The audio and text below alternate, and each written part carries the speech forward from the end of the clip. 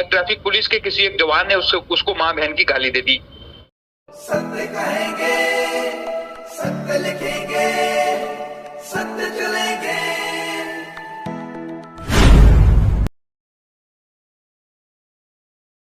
कहा कि आप लोग ट्रैफिक के खिलाफ खबरें लगाते हैं, ट्रैफिक पुलिस के खिलाफ खबरें लगाते हैं, हमारी छवि को धूमिल करने का प्रयत्न करते हैं, ये आपको महंगा पड़ेगा। उसने वो नेम प्लेट जो थी वो भी दिखाई और उसके बावजूद उससे ये कहा गया कि आपका चालान आज हमें काटना ही है, आप अपना चालान जो है उसको कटवा दें। बिटवीन क्या हुआ कि ट्रैफिक पुलिस के किसी एक जवान ने उसको मां बहन की गाली दे दी कि आप यहाँ से चले जाएं, आपका यहाँ पर कोई काम नहीं है। तो मैंने उनसे कहा कि आप अपना काम करें, सड़क जो है हम सड़क पर खड़े हैं, आप अपना काम करें, हमें अपना काम करने दें। और दीपक क्या होता है कि वहां पर एक जो वो ट्रैफिक पुलिस कर्मी थे उन्होंने मेरे साथ बदसलूकी की, अभद्र जो भाषा था उसका प्रयोग किया, कहा कि आप ये चीजें छोड़ दें अन्यथा इसका अंजाम जो है वो आपको भुगतना पड़ेगा। नमस्कार दोस्तों, मैं हूं दीपक सिंह, दैनिक चर समाचार से। कल हमारे एक पत्रकार के साथ ट्रैफिक पुलिस के कुछ कर्मियों ने बदतमीजी की, उसके साथ अभद्र व्यवहार किया हमारे पत्रकार बंधु के साथ। और वजह हम आपको बताएं, वजह आप सुनकर अचंभित हो जाएंगे। वो हमारा जो पत्रकार था वो अपने घर के लिए जा रहा था और जिस गाड़ी में जा रहा था उसका ट्रैफिक वाले चालान कर रहे थे और ये चालान जो था ये बख्शीनगर नाके पर किया जा रहा था। सुनने में ये आया है कि उसकी कोई गलती नहीं थी, उसके बावजूद भी ये ट्रैफिक वाले जो थे वो उसका चालान कर रहे थे। वहाँ पर थोड़ा सा बहसबाजी शुरू हो गई, लोग इकट्ठे हो गए। तो हमारा जो पत्रकार था जो गाड़ी में बैठा हुआ था वो वहाँ से निकला और वो भी वहाँ जाके सुनने लगा कि आखिर हुआ क्या है। ये बातें जो हमें सुनाई गई हैं ये हम आपको बता रहे हैं। जब वो वहाँ पर सुनने लगा तो वहाँ पर कुछ ट्रैफिक कर्मियों ने उस पत्रकार को पहचान लिया और उन्हें पता लगा कि ये पत्रकार है। तो उन्होंने कहा कि आप लोग ट्रैफिक के खिलाफ खबरें लगाते हैं, ट्रैफिक पुलिस के खिलाफ खबरें लगाते हैं, हमारी छवि को धूमिल करने का प्रयत्न करते हैं, ये आपको महंगा पड़ेगा। और ये बात कहने के बाद वहाँ पर बात बिगड़ गई, क्योंकि हमें नहीं लगता कि पत्रकार जो बंधु हैं वो कभी भी गलत खबर लगाते हैं। कभी आपने हमें देखा कि हमने ट्रैफिक पुलिस की निंदा की। जब गलती करेंगे, जब ये बिकेंगे, जब ये पैसे खाएंगे, नाकों के ऊपर लोगों को परेशान करेंगे, तब इनकी बात सार्वजनिक नहीं करनी चाहिए कि ये किस तरह से कार्य कर रहे हैं। और जब इनके ऊपर उसके बाद खबरों के बाद थोड़ा प्रेशर बिल्ड होता तो उसके बाद ये कहते हैं कि पत्रकार ही गलत है। ये नहीं है कि हम अपने गिरेबान में झांक कर देखें कि क्या हमारी तो गलती नहीं है, हमारी वजह से तो नहीं लोग परेशान हो रहे हैं। ऐसा भी सुनने में आता है कि इनको जो बड़े अधिकारी हैं ट्रैफिक पुलिस के, वो इनको ये कहते हैं कि आपको आज इतने चालान करने हैं, ये एक टारगेट इनको दिया जाता है। ये हमें सुनने में आया। कुछ ट्रैफिक कर्मियों से हमने पूछा, इनके ही कर्मचारी कुछ बताते हैं कि ऐसा हमें कहा जाता है, हम क्या करें। कई बार लोग वायलेशन नहीं कर रहे होते हैं तो अभी हमें उनके चालान हम ढूंढते हैं कि कहाँ वायलेशन है छोटी मोटी, तो हम चालान करते हैं क्योंकि हमें अपने आंकड़े जो हैं वो दर्शाने हैं। लेकिन ये जो घटनाक्रम, ये जो पत्रकार के साथ घटना हुई है, उस पत्रकार की बात हम सुनाने जा रहे हैं। इसके बाद ट्रैफिक कर्मियों से जो DTI साहब थे वहाँ पर, उनसे भी हमने बात की है। उनकी भी कोशिश करेंगे आपको बात बताने की कि वो क्या कहते हैं इस संदर्भ में। लेकिन सबसे पहले उस पत्रकार की आप बात सुन लें। और पत्रकार का हम नाम बता दें आपको, रवि शर्मा। लंबे समय से ये पत्रकारिता कर रहे हैं। क्या कुछ घटनाक्रम हुआ था और क्यों ये स्थिति उत्पन्न हुई कि इनको धमकी दी गई और उसके बाद मामला जो था वो बिगड़ गया। हमारे साथ बात करने के लिए वही पत्रकार हैं जिनके साथ ट्रैफिक वालों ने बदतमीजी की थी, धक्का मुक्की की थी। रवि शर्मा है। रवि जी। जी दीपक। अच्छा, मैं जानना चाह रहा हूँ ये सारा जो माजरा था आखिर हुआ क्या और क्यों ये लोग आपके साथ बदतमीजी कर रहे थे ट्रैफिक वाले? दीपक, मैं आपको सबसे पहले बता दूं कि मैं एक गाड़ी में ट्रेवल कर रहा था और जब बख्शीनगर जो मेन चौक है वहां की बात करें तो वहां पर ट्रैफिक पुलिस के एक DTI और उनके साथ 6 से 7 की संख्या में दूसरे जो ट्रैफिक पुलिस कर्मी भी थे, उनमें असिस्टेंट सब इंस्पेक्टर के पद के भी एक अधिकारी थे। और उस गाड़ी को वहां पर रोका गया और ड्राइवर जो है उसे कहा गया कि आप अपनी गाड़ी के डॉक्यूमेंट जो हैं वो हमें दिखाएं। जिसके बाद जो चालक था उसने अपने डॉक्यूमेंट दिखाए और उससे ये कहा गया कि आपकी जो नेम प्लेट है वो कहाँ है। उसने वो नेम प्लेट जो थी वो भी दिखाई और उसके बावजूद उससे ये कहा गया कि आपका चालान आज हमें काटना ही है, आप अपना चालान जो है उसको कटवा दें। लेकिन जब उसने कहा कि मैं आखिर चालान क्यों कटवाऊं, क्योंकि मेरे पास जो डॉक्यूमेंट हैं वो पूरे हैं, यूनिफॉर्म मैंने पहन रखी है, नेम प्लेट जो है वो मैंने लगा रखी है, तो मैं चालान क्यों कटवाऊं। इन बिटवीन क्या हुआ कि ट्रैफिक पुलिस के किसी एक जवान ने उसको मां बहन की गाली दे दी, जिसके बाद वो मामला जो था वो बढ़ गया। और जब लोग वहां पर इकट्ठा होना शुरू हुए तो उस समय मैं भी वहां से बाहर निकला, क्योंकि जो हमारा काम होता है यहाँ पर क्या हो रहा है, जब मैंने वहां पर देखा तो मुझे ये कहा गया कि आप यहाँ से चले जाएं, आपका यहाँ पर कोई काम नहीं है। तो मैंने उनसे कहा कि आप अपना काम करें, सड़क जो है हम सड़क पर खड़े हैं, आप अपना काम करें, हमें अपना काम करने दें। और दीपक, इन बिटवीन क्या होता है कि वहां पर एक जो वो ट्रैफिक पुलिस कर्मी थे उन्होंने मेरे साथ बदसलूकी की, अभद्र जो भाषा था उसका प्रयोग किया। और इसके साथ साथ एक शख्स जो कि वहां पर और आ गए और उन शख्स ने हमें ये कहा कि ये ऐसा पत्रकार है जो हमेशा ट्रैफिक पुलिस के खिलाफ खबरें दिखाता है। और उसने मुझे ये कहा कि आप, क्योंकि मैं उसका नाम नहीं जानता क्योंकि उसने उस वक्त नेम प्लेट जो है वो नहीं पहनी थी, लेकिन उसका चेहरा मुझे अच्छी तरह से याद है। और उसने मुझे ये कहा कि आप ये चीजें छोड़ दें, अन्यथा इसका अंजाम जो है वो आपको भुगतना पड़ेगा। इन बिटवीन वहां पर एक डीटीआई है जिनका नाम सोहेल है, वो सीधा आते हैं और वो मेरे साथ हाथों पाई पे उतर आते हैं। और मैंने उनको बोला कि आप कम से कम वहां से यहाँ आए हैं, आप सीनियर अधिकारी हैं और आप जो है वो पहले बातचीत कर लें। क्योंकि दीपक, अगर हम वहां पर खड़े थे, अगर उन्होंने उस चालक को मां बहन की गाली दी, अगर वो बिल्कुल सही काम कर रहे थे, तो फिर हमारे वहां खड़े होने से या पत्रकार के वहां पर खड़े होने से ट्रैफिक पुलिस कर्मियों को, जहां तक मैं समझता हूं कि किसी तरह का कोई फर्क जो था वो नहीं पड़ना चाहिए था। लेकिन शायद वो वहां पर कुछ ऐसा कर रहे थे कि जो उन्हें लगा सही नहीं है। और जो डीटीआई थे वहां पर, उन्होंने मेरे साथ जो थी वो बदसलूकी की और हाथोपाई करने की कोशिश की। और अगर उस गाड़ी की बात करें तो वहां पर 6 से 7 की संख्या में जो लोग थे वो ना होते तो शायद ये लोग जो थे वो मारपीट भी कर सकते थे। लेकिन उन्होंने मेरे साथ बदसलूकी की और धक्का-मुक्की की। और इसके बाद दीपक, मैंने जो मेरा फर्ज था पुलिस के उच्च अधिकारियों से, क्योंकि मेरी तबीयत जो थी वो सही नहीं थी और मैं अपने घर की तरफ जा रहा था, और मैंने ट्रैफिक पुलिस के उच्च अधिकारियों से बात जो है वो की है। और उन्होंने कहा था कि हम इस मामले में जांच जो है वो जरूर करेंगे, लेकिन देखते हैं कि आखिर ये जांच जो है वो कहां तक आगे बढ़ती है। दीपक, नहीं तो डीटीआई जो सोहेल नाम ले रहे हैं आप, उसने आपके साथ, उसने भी आपके साथ बिल्कुल, क्योंकि दीपक, अगर कोई बात हो रही थी और जो डीटीआई थे वो सीनियर अधिकारी थे जो कि दूर बैठे हुए थे, और वो वहां पर आते और उनका फर्ज ये बनता था कि वो ट्रैफिक पुलिस कर्मियों से या मुझसे या जो बाकी लोग वहां पर थे उनसे पूछते कि आखिर मामला क्या है। क्योंकि शायद उस डीटीआई की बात करें तो उसने अपने जो ट्रैफिक पुलिस कर्मी थे उन्हें खुली छूट दे रखी है।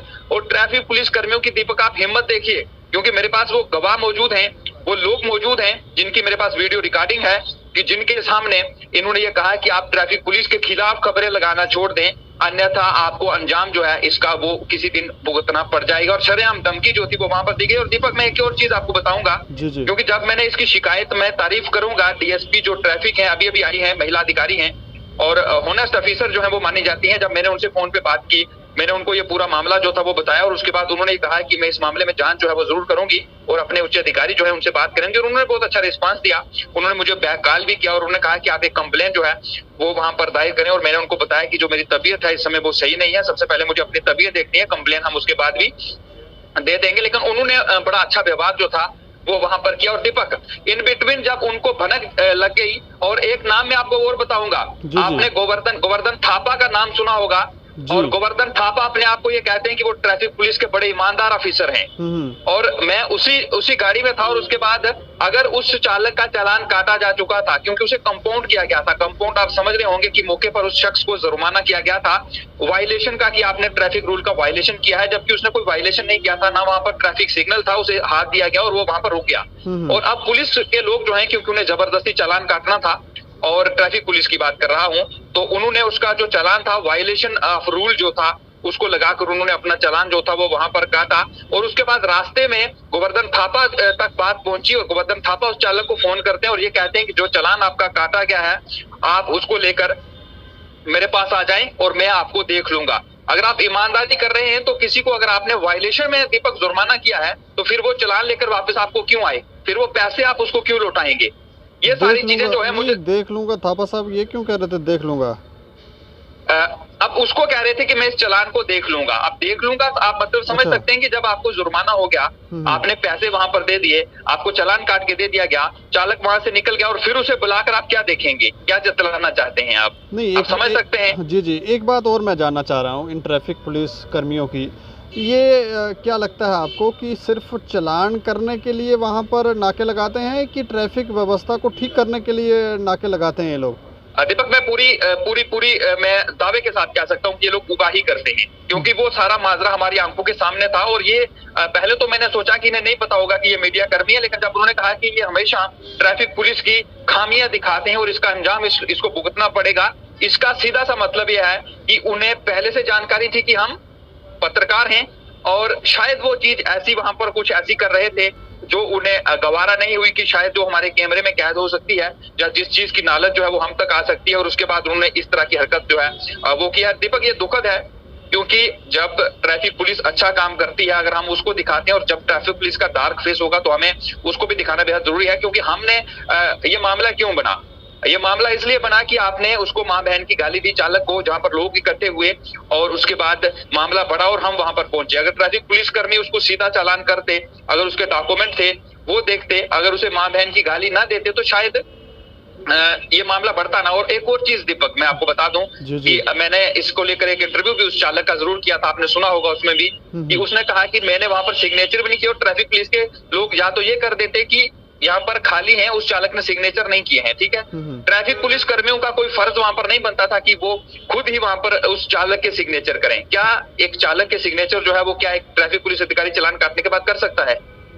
अगर चालक साइन नहीं कर रहा था तो आपको वो जगह खाली छोड़नी थी, जहां वहां पर ये लिख देते कि ये सिग्नेचर नहीं कर रहा है, वो खुद ही चालक के सिग्नेचर कर रहे हैं। ये सारी चीजें जो हैं वो शक के दायरे में है और इस तरह के ट्रैफिक पुलिस कर्मियों पर कार्रवाई होनी चाहिए। और दीपक, एक और चीज बता दूं, आईजीपी बसंत रथ की बात करें तो आज लोग शायद उन्हें मिस करते होंगे, क्योंकि जब आईजीपी बसंत रथ आईजीपी ट्रैफिक थे, उस समय उन्होंने एक निर्देश जारी किए थे कि जो भी ट्रैफिक पुलिस के अधिकारी चालान काटेंगे उनके पास एक कैमरा होगा और वो कैमरे पर चालान काटेंगे, कैमरे की रिकॉर्डिंग में।